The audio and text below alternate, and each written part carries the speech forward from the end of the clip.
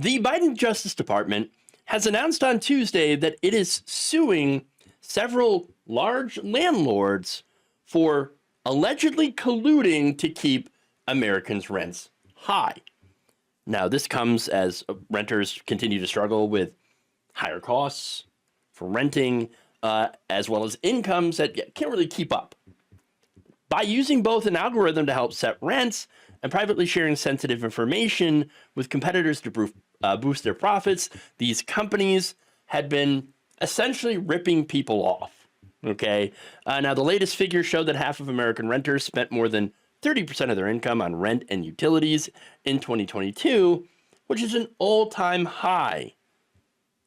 So this has major results, and you wonder why people are very angry with the status quo, why Gen Z is miserable and has no hope.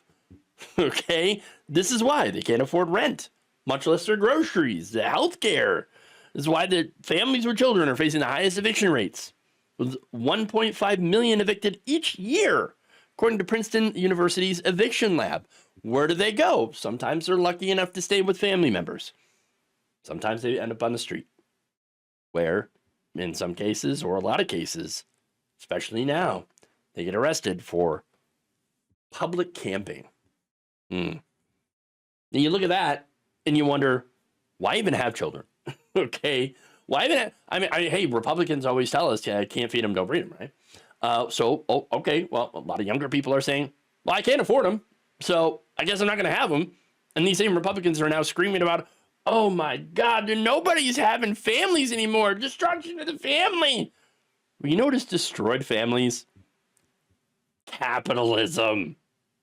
That's what's destroying families in this country. The inability for people, for families, to afford anything, to afford a place to live. And again, it's because of these companies that are illegally colluding. The issue here, okay, with not being able to afford rent is not because you're eating too much avocado toast or having too many lattes. No, no, it's because of stuff like this. Okay, and wages that can't keep up. Now, look, housing. Obviously, there's a lot of different issues with the price of housing. You can't blame it all on the collusion, right? But this is a part of it. But there are supply issues, right?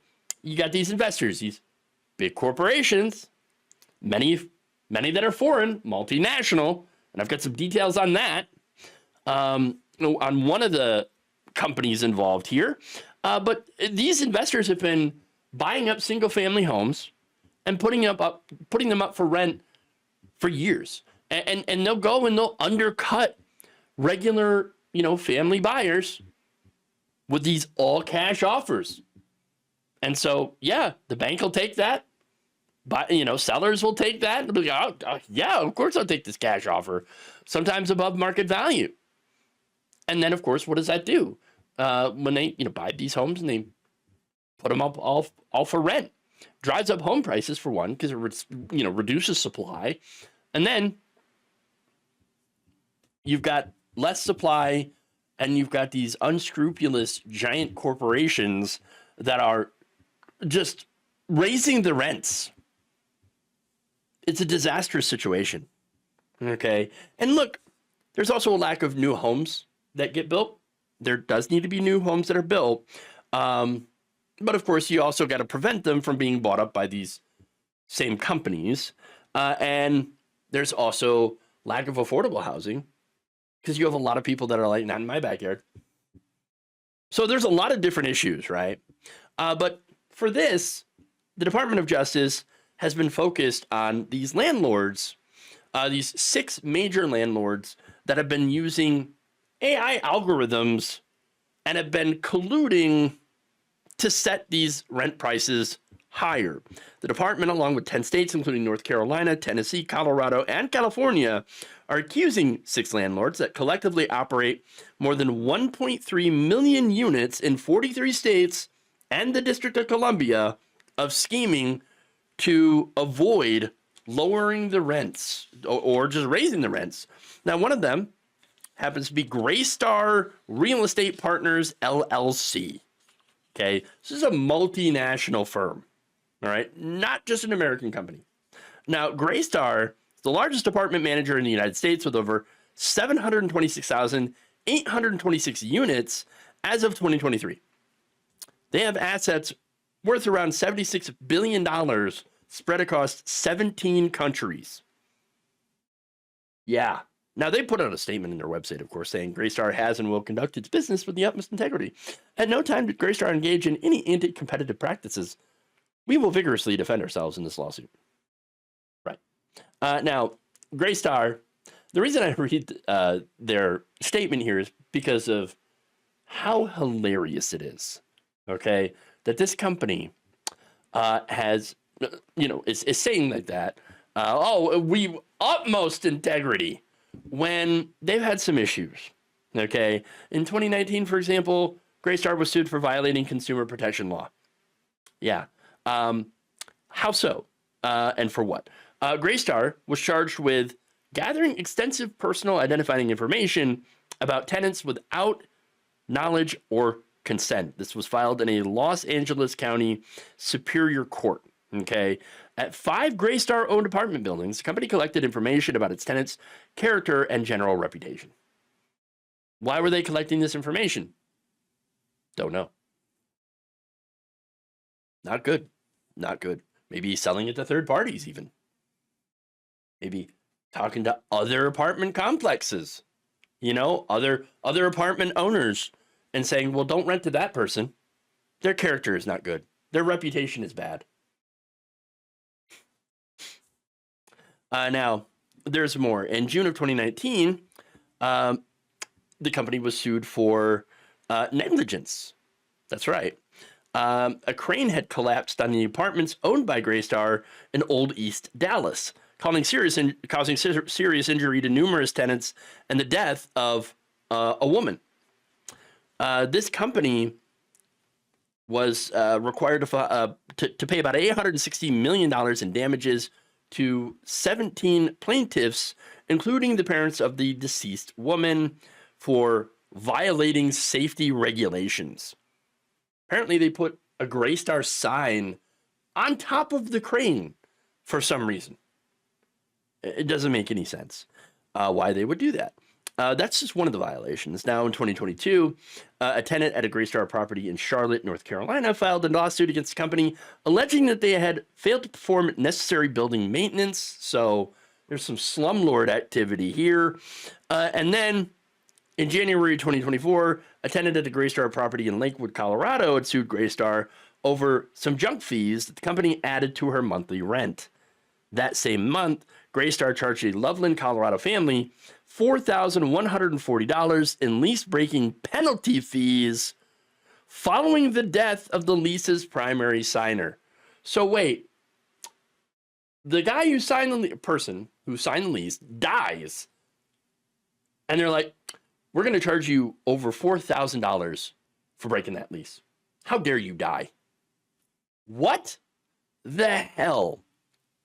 All right. And by the way, that's just one of the companies in this lawsuit.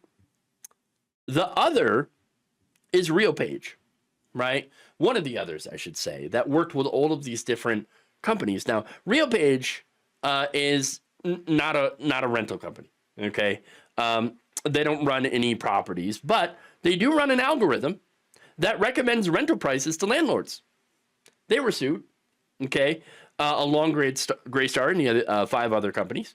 Prosecutors said the algorithm used sensitive competitive information, which allowed landlords to align prices and avoid competition that would otherwise push down rents. Instead, they made it go the other way. The lawsuit accuses the landlords of sharing sensitive data on rent and occupancy with competing firms via email, phone calls, or in groups. The information shared allegedly included renewal rates, how often they accept an algorithm's price recommendation, the use of concessions such as offering a month free, and even their approach to pricing for the next quarter. So, wow, massively anti-competitive behavior. Colluding to profiting off an already massively inflated housing market and rental market is absolutely disgusting. People have to have a place to live. It's non-negotiable. You have to live somewhere, okay? And if you cannot buy, which in many places, especially cities, you're priced out, mainly because, housing costs are so high, down payments are so high, that because of the supply issue, the other issues that I mentioned earlier in the video, right? So you can't buy a house. Okay, well, maybe you can rent it. Oh, sorry, these companies have been jacking up the rent. And, hey, if you have credit issues, well, then you're going to have a real problem with being able to, afford to rent this place. And then you've got the first month's rent, last month's rent, security deposit, all that stuff. And they're charging you all these extra stuff, plus the junk fees and all that, while at the same time colluding behind the scenes with each other to keep the rents high. And if you can't afford these exorbitant prices, then, well, the government's not really going to help you. The voucher programs that do exist have sometimes years-long waiting lists, okay? And unfortunately, municipal governments, local state governments have invested a lot more money into police than they have in making sure that people can afford to, or are able to get some help to be able to afford the rent. So, and by the way, they invest in these police forces, which has the effect of going after homeless people. Homeless people get incarcerated and end up being used as prison labor for corporations. Yeah, it's essentially a slave labor force, because guess what? Slave labor is legal if you go through the prison system in this country.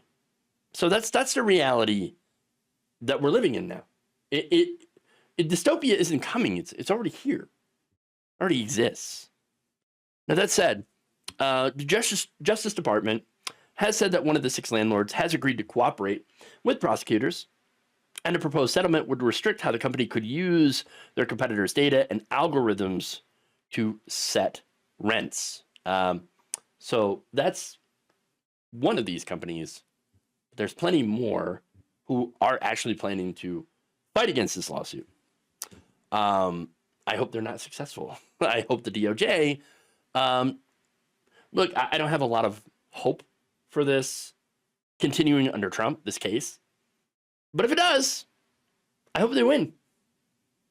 That'd be a hell of a win for the Trump administration. In their Department of Justice, if they continue this case and actually get a huge win from these companies. Because it's obvious that more needs to be done. Everybody knows that this is a problem. And it's one of the big reasons, one of the many economic reasons that people took a chance on Donald Trump. So everybody knows it needs to get done, that we need to hold these companies accountable. And there's plenty more to do. But at least, hey, it's a start. And hopefully Trump administration continues this case. Thank you for watching. If you enjoyed this video, please like, share, subscribe, hit the bell icon in order to get notified whenever a new video is released. And if you want to support independent, progressive media through this difficult time where it seems like everybody is shutting down, you can become a member on our YouTube page, you can become a subscriber on Facebook, or you can go to my Patreon. It's patreon.com/Jeff Waldorf. Thank you.